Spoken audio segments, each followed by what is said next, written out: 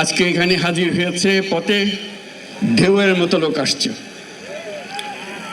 সারা বাংলাদেশ জুড়ে কোটি কোটি মানুষ আজকে এই মুহূর্তের জন্য অপেক্ষা করছে।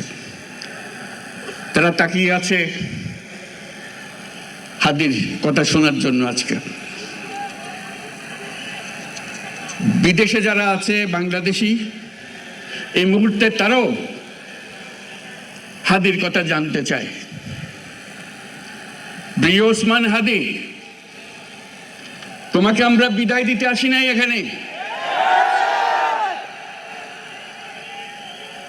তুমি আমাদের বুকের ভেতরে আছো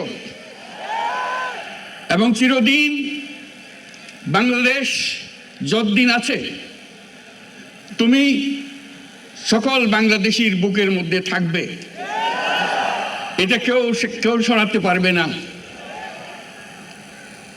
আমরা আজকে তোমাকে প্রিয় হাদি বিদায় দিতে আসিনি।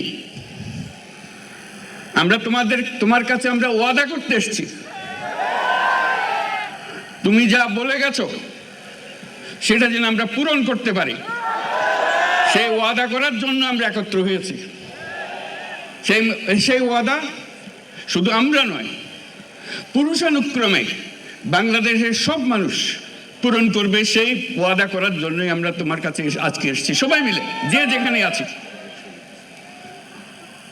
আমরা তোমার যে মানব প্রেম, তোমার যে ভঙ্গি, মানুষের সঙ্গে উঠা বসা, তোমার যে রাজনৈতিক দৃষ্টিভঙ্গি, সবাই প্রশংসা করছে।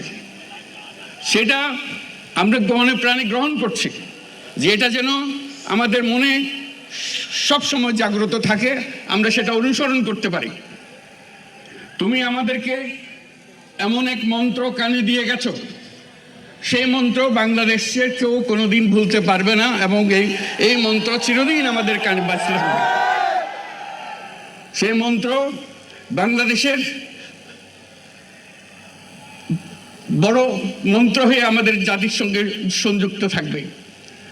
তোমার মন্ত্র ছিল চলো বলবীর চির উন্নত মমশির। এই উন্নত মমশিরের যে মন্ত্র তুমি দিয়ে গেছো, সেটা বাংলাদেশি সন্তানের জন্মলগ্ন থেকে যতদিন সে বেঁচে থাকবে নিজের কাছে বলবে চল বলবীর চির উন্নত মমশির, আমাদের শির কখনো নত হবে না। সেই মন্ত্র তুমি আমাদেরকে দিয়ে গেছো, আমাদের সব কাজে সেটা আমরা প্রমাণ করব। আমরা দুনিয়ার সামনে মাথা উঁচু করে চলবো, কারো কাছে মাথা নত করব না। সেই মন্ত্র তুমি আমাদেরকে দিয়ে গেছো, আমরা সেটা পূরণ করে যাব। প্রিয় হাদি, তুমি নির্বাচনে অংশগ্রহণ করতে চেয়েছিলে এবং সেই নির্বাচনে অংশগ্রহণ করতে গিয়ে নির্বাচন কিভাবে করতে হয় তারও একটা প্রক্রিয়া জানিয়ে গেছে আমাদেরকে। সেই প্রক্রিয়া যেন আমরা সবাই মিলে গ্রহণ করি, যে কিভাবে প্রচারণা কার্য চালাতে হয়, কিভাবে মানুষের কাছে যেতে হয়, কিভাবে মানুষকে কষ্ট না দিয়ে তার বক্তব্য প্রকাশ করতে হয়, কিভাবে বিনীতভাবে মানুষের কাছে আসতে হয়, সব কিছু তুমি শিক্ষা দিয়ে গেছো। আমরা এই শিক্ষা গ্রহণ করলাম, আমরা এই শিক্ষা চালু করতে চাই। আমরা সবাই আমাদের জীবনে আমাদের রাজনীতিকে এই পর্যায়ে নিয়ে আসতে চাই, যাতে হাদি আমাদের জীবনে স্পষ্টভাবে জাগ্রত থাকে।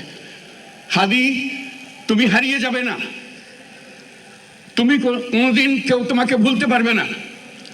তুমি যুগ যুগ ধরে আমাদের সঙ্গে থাকবে, আমাদেরকে তোমার মন্ত্র পুনঃ মনে করিয়ে দেবে, আমরা তোমাকে মনে করিয়ে দেব চলবীর উন্নতম মমশির।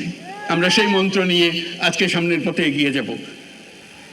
তোমাকে আমাদের সবার পক্ষ থেকে তোমার সঙ্গে ওয়াদা করলাম, আজকে তোমাকে আল্লাহর হাতে আমানত রেখে গেলাম। আমরা সব সময় তোমার কথা স্মরণ রেখে জাতির